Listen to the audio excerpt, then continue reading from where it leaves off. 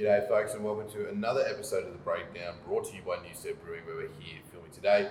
My name's Brendan Saucer-Tell from Queensland Rugby, and joining me as always is commentary regular Jay Moore-Staunton and our special guest today, Queensland Women's Captain, Sunnybank Stalwart, Kiri Lingman. How are we? Good, thank you. Living the dream, Sauce. Now, Kiri, special to have you in today.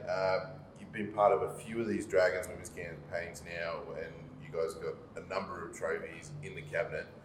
You're undefeated again in 2019. What is the secret to the success?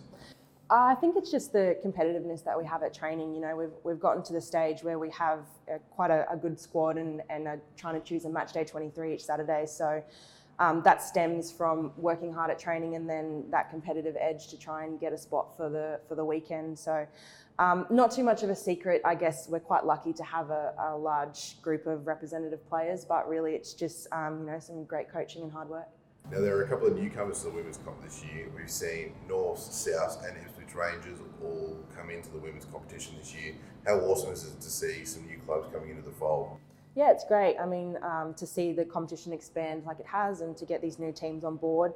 Obviously, it isn't easy fielding a new team for the first year, but the fact that they're fielding enough to play each week is a step in the right direction. And the other week we were just saying, a time 6-7 years ago when Sunnybank was losing almost every game for the year. So we all have to start somewhere, and I think it's heading in the right direction.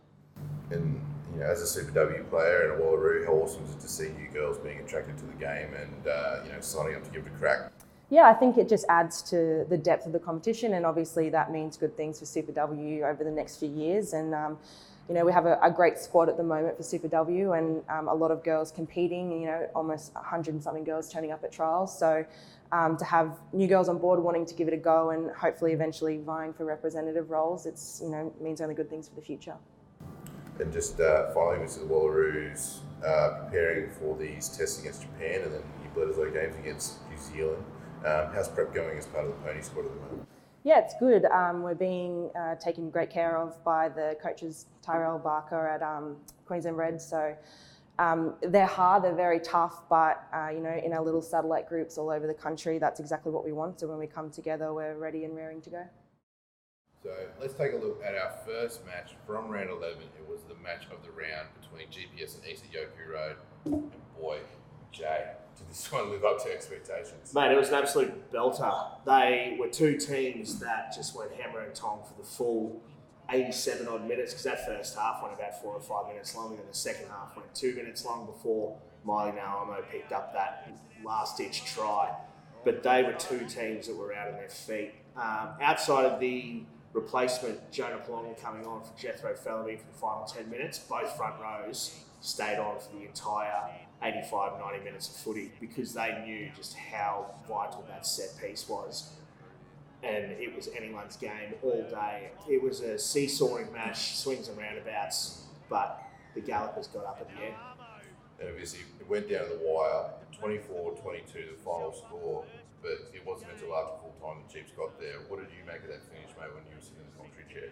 It was awesome, a bit because mainly it was so hard to see who was actually going to win that. Jeeps were in such a good position, and typically they would absolutely just trot in unopposed there with that set piece dominance, but they had to go for the quick tap.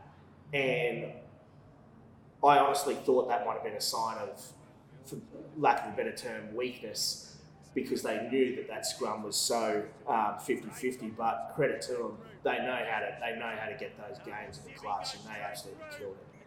Yeah, credit to Jeeps. From an East perspective, I was impressed that the Tigers were really even in a position to win that, considering everything that happened in the lead into that match. You had a couple of guys on debut in the back line. We lost Frampton at the start of the second half. The Bulls had to move out to 10. Big second row. Jale went off really early in the match. You had Freddie Futrell, first year out of school debut. Mate, he was sick. He was so good on the weekend. He's got a big future ahead of him. Yeah, but the boys turned up, really played well, and despite the loss, they can walk away from that being sort of proud of their performance. But can it come back to bite them in a couple of weeks when we're looking at finals calculations? That's sort of going to be the hard one. For you guys, who are the standout performers from this one? Miley Naomo was absolutely awesome. He is so suited to Jeep's brand of footy, which is just tight, hard, very physical stuff. And when he gets that hit up going and gets to latch on, almost unstoppable. And then the man you were talking about before, Eli Pills, having to go from half back to fly half and dictating the state of play all game. His kicking game was unbelievable. He was absolutely awesome. Yeah, I mean, credit to East to play that match on Ladies' Day. There were a lot of females in that marquee, and I think, over the commentary, you could hear the females absolutely giving it to East that whole time. So, Ladies' Day at Jeeps is huge, and that's a hard game to play on home ground and that kind of situation. So, to me, it was battle of the forwards. I think there was a rolling move try from each team, and I think Tom Kibble was outstanding from Jeeps. One of the really interesting things heading into this game was obviously how the scrum battle was going to play out, and both teams had ascendancy at different parts of the game. It started off pretty level, Jeeps got the wood for a little bit, and then East came back in the second half. But that probably then made it harder from a match official point of view in terms of actually officiating who had the more dominant scrum, and unfortunately when it came against East at the end of the game. Yeah, it was a tricky one. Personally, I don't necessarily know if that was a penalty at the death there, but as you said, it was such a tricky game for Pookie to referee, especially at scrum time, just because, we know the dominance that East can have, we know the dominance that Jeeps can have, and every scrum was completely different. It was just a beast that was just so hard to contain. So, but the pre-match hype around the scrum lived up to it. Like, it was unbelievable. They were just absolutely smashing each other at scrum time, and they were hating each other. Fred Burke was chirping up, Braden Schiller was getting stuck in, Carter Ozane's an absolute pest. So yeah, it was awesome. Yeah, I hope it's not the last time we get to see those two forward packs go head to head this year. That we've got to see it. Even if just on Mad Monday we get them down together and we just lock them up together, barefoot, and go for gold. So moving on to our second match from round 11, and this was probably one of the most interesting results from that weekend. Sunnybank defeating West 25-20, a massive upset. Kiri, after the year that the Bank had, how massive was this win? Yeah, it was awesome. I was there. The atmosphere was incredible, especially since it was such a tight game. A lot of confidence for the boys heading into round two. We've had a really rough start to the season, so it was probably the first time this year that I've seen them string 80 minutes of consistent rugby together. They've each week have been doing really well in that first half, and the second half it seems to kind of be fizzling out. So to see them battle it out to the end and to be such a tight contest was fantastic. Jay, I know this one's hard for you to talk about, mate, but what do you reckon Sunnybank did well? I mean, just looking at the highlights, mate, it was pretty easy to see that their scrum massively improved, and that allowed them to have a bit of a platform to play off. I don't want to talk about sauce. I'm kidding. Their set piece was absolutely immense. That's one thing that has let them down all year. They're tied 5. They probably aren't as fit as they should be. They probably aren't playing as cohesively as they should be. And then set piece, they're not really stepping up when they need to.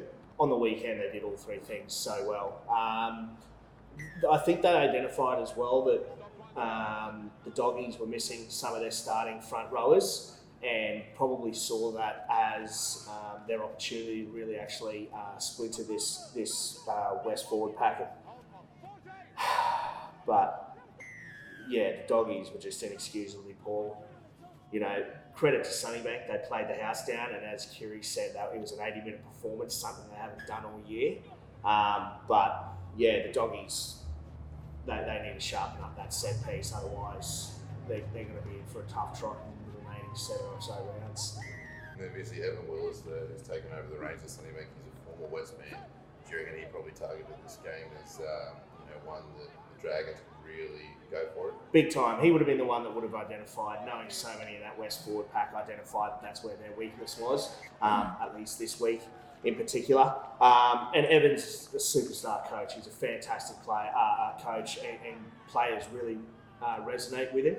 So, yeah, look, I wouldn't be surprised if the Dragons actually pick up a couple more games at the back end of the season with Ev running the show there. Might be tough for them, but if they can have their set piece firing on all cylinders like they did, and Brandon Panger and Mosa coming back into the mix, look, that they could be a real danger side. Yeah, you mentioned Panger and Mosa there, BPA. How massive was he, Kiri, in this game? Yeah, I mean, to have him for 80 minutes completely changed the set piece. I think the scrums and the lineouts have been a bit of a sticky issue for Sunnybank throughout the year. So just to have that maturity and experience from him, it changed the whole game for us.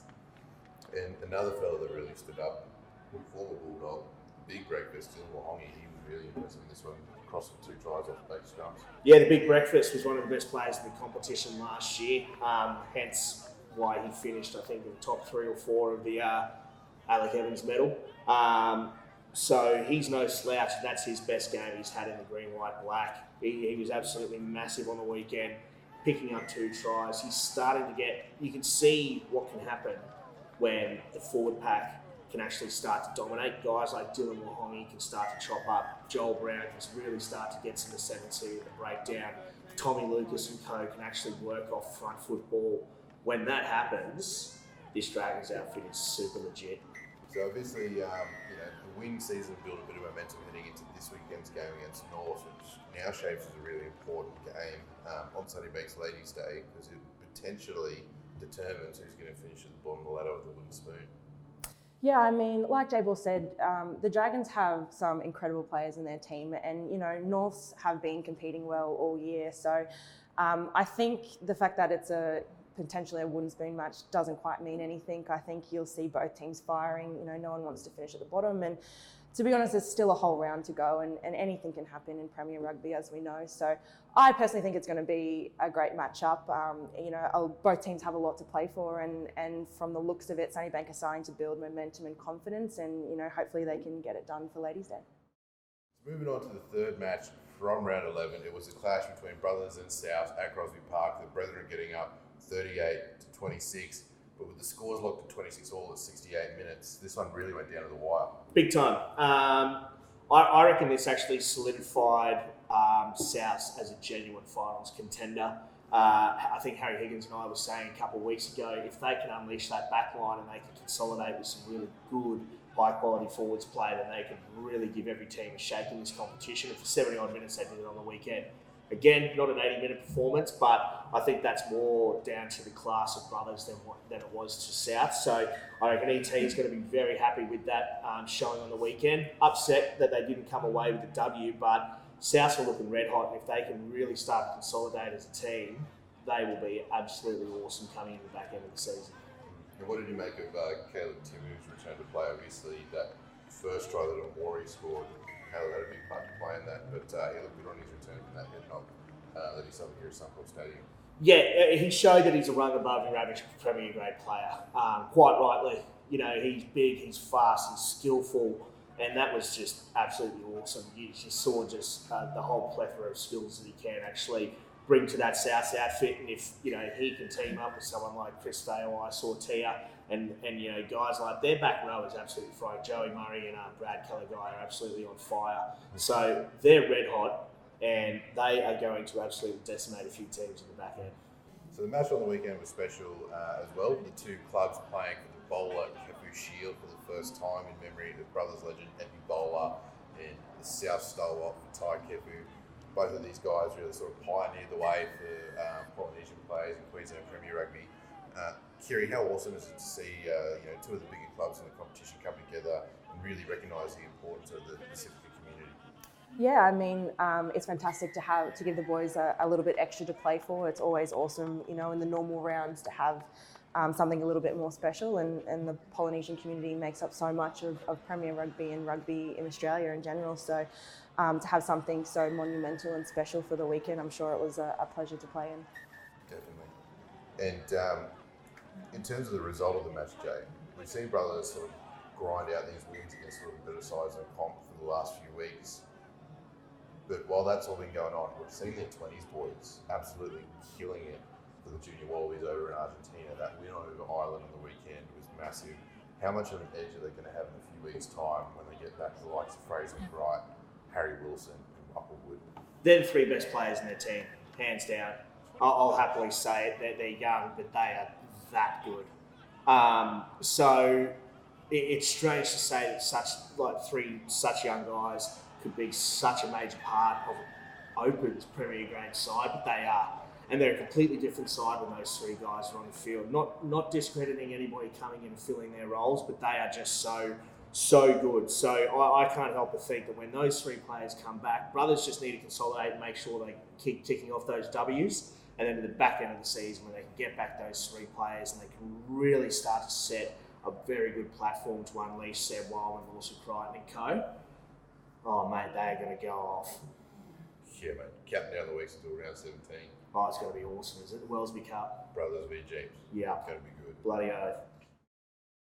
So, moving on to our fourth and final match from round 11, it was the clash between UQ and Bond at St. Lucia. UQ getting up here 29-17. Jay, obviously this was a slow start for Bond.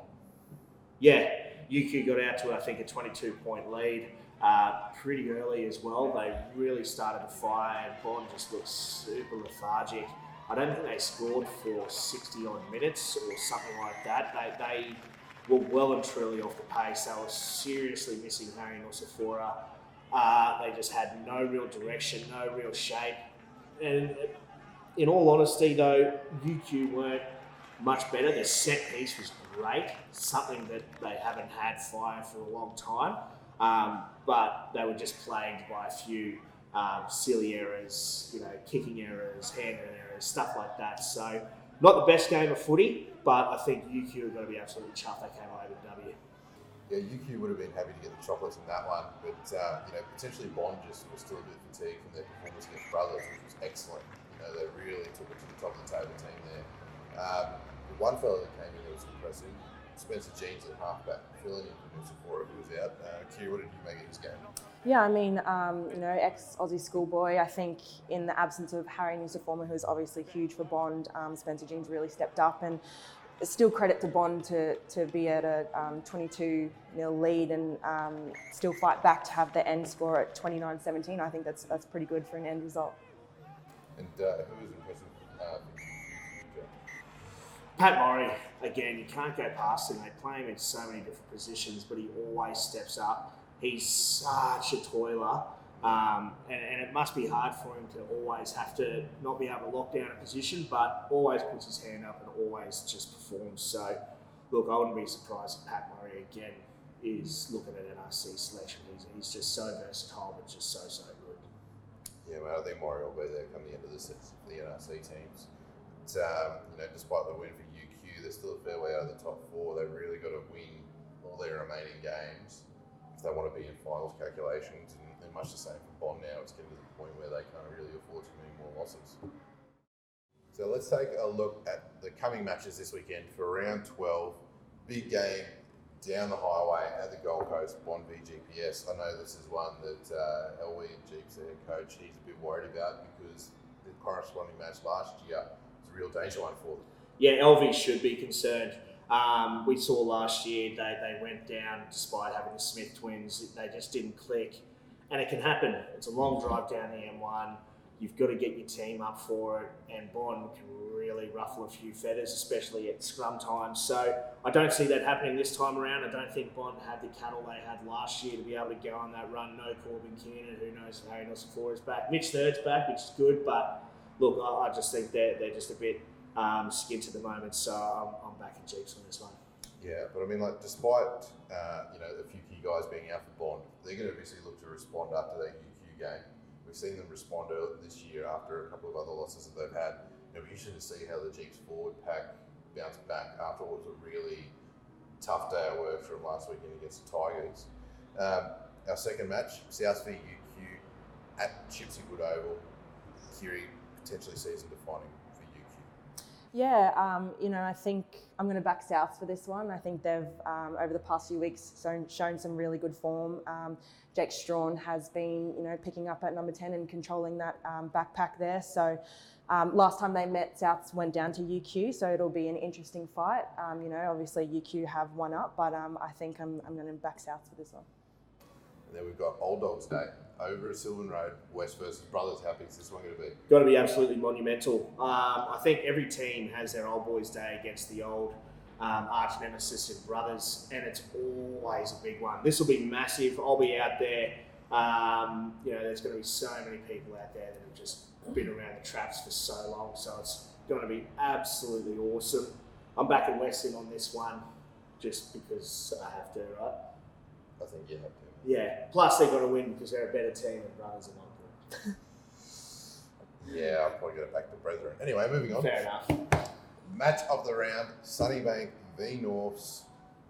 Potential wooden spoon decider, Kiri. What do you think is going to happen in this one? Yeah, I think it's going to be an interesting lineup. For Norths, no Duncan, no Matt. For Sunnybank, no Brendan. Zachy Lucas is away with the under-20s at the World Cup. So, taking out those representative players, it changes things up and, different combinations that we'll see. So, obviously, I'm going to back the Dragons. Last week's win was phenomenal. So, I'm hoping that they keep that form and, up the bank. I think this is going to, sorry to cut you off there, Source. I think this is going to be a really good game of footy just because you usually find when two teams are scrapping down the bottom like that, it's incredibly spiteful. So if you want to see a hard-hitting game of footy, tune into this one because I reckon there's going to be some real fireworks. Right. Well, what I was going to say was exactly that. Not exactly that. I was going to say the last time these two teams played up at Hugh Courtney, you commentated this one, were there watching. It was the Isaac Lucas show. He absolutely chopped up. I think this weekend's match is actually going to be probably a fairer assessment of where these two teams are at because neither of them are going to have their superstars lining up. It's going to be a good reflection of where the two clubs, have their positives, negatives, work ons, etc. But as you said, it's going to be a physical one. Looking forward to it. Yes, agreed. That's it for this week's episode of The Breakdown. As always, thanks for joining me, Jay and Kiri. Thank you for having me. You love it, Sauce. You know it, mate. All right, folks. This weekend, make sure you get out and go see a Queensland Premier Rugby match. But if you can't get to a game, we've got you covered. All 4 games are streamed live and free via redsrugby.com.au. In the meantime, keep an eye on the Facebook page for more QPR content.